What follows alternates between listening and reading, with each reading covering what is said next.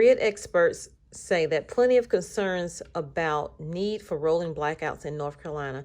So apparently Duke Energy's decision to resort to rolling blackouts on Christmas Eve is a signal something was wrong with the utility's cold weather plan.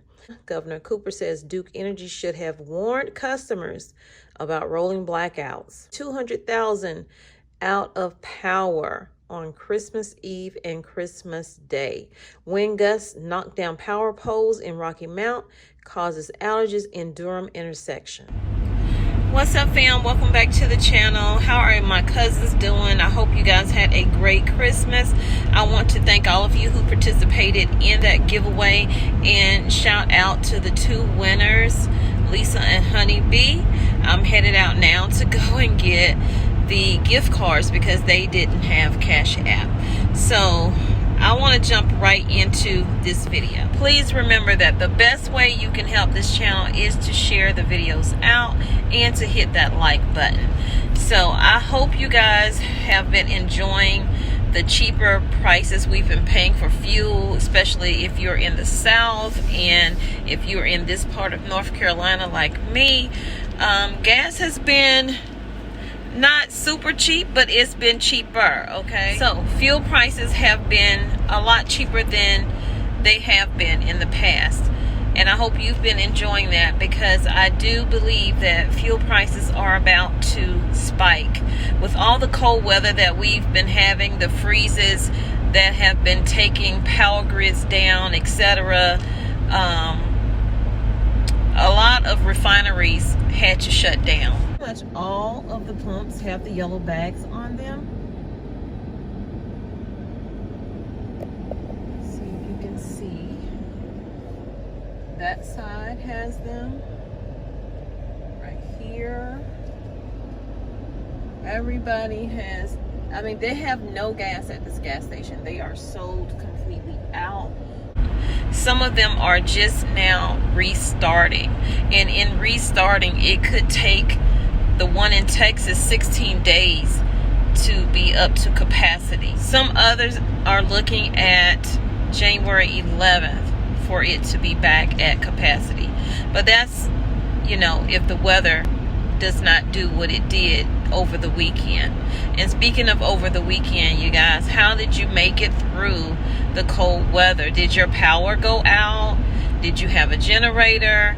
Did you have things stocked up? Did you have shelf-stable food that you could rely on if your power did go out? But before we get too deep into that, Putin is also banning the export of Russian oil to those countries who have a price cap on them. So that's another thing that we have to look forward to in the new year. So Putin also signed a decree on Tuesday banning the supply of crude oil and other oil products from February 1st to 5 months after that. Thousands of people were without power during this weekend, this holiday weekend. And a lot of them were in North Carolina as well. I was fortunate to not be one of those people, but having a backup solar power generator or a gas power generator is something that we all should think about investing in.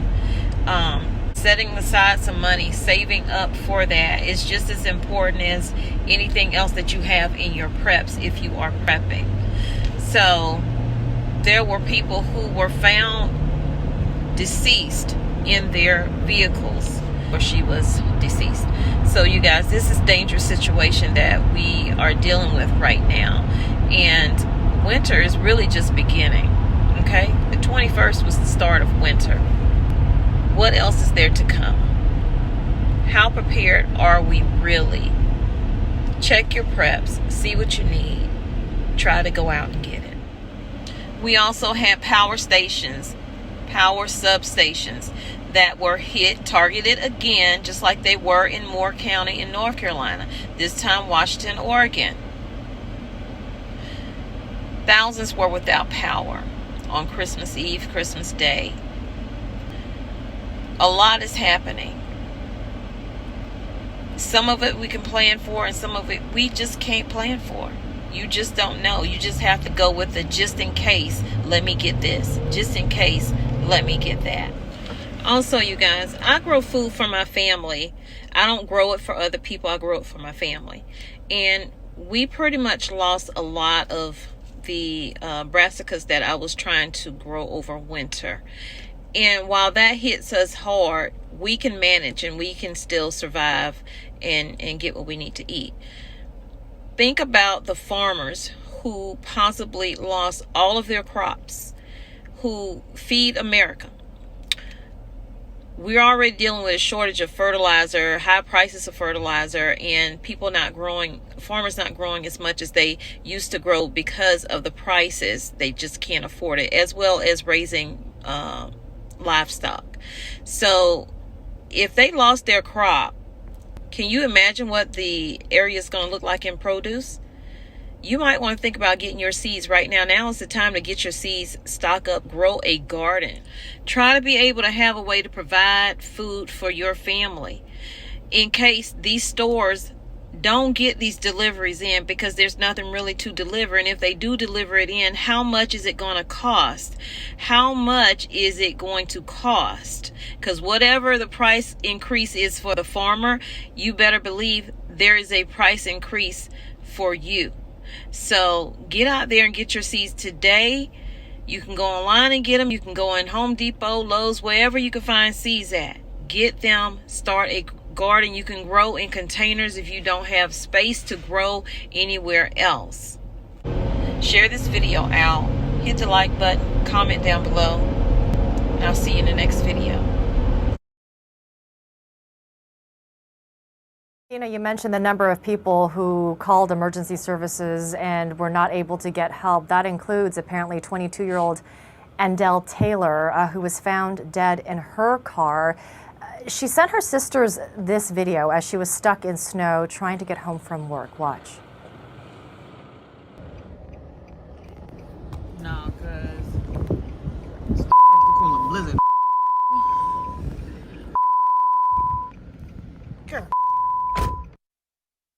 It's heartbreaking. She never made it home. What more do we know about what happened to Andell Taylor?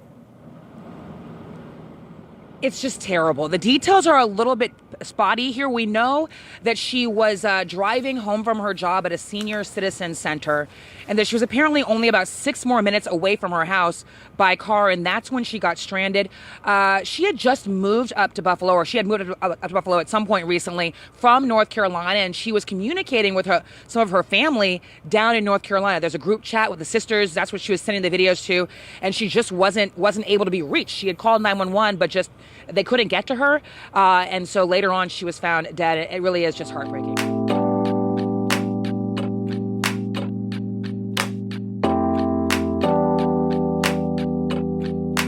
I'm stuck in the middle. Yeah, I'm stuck in between.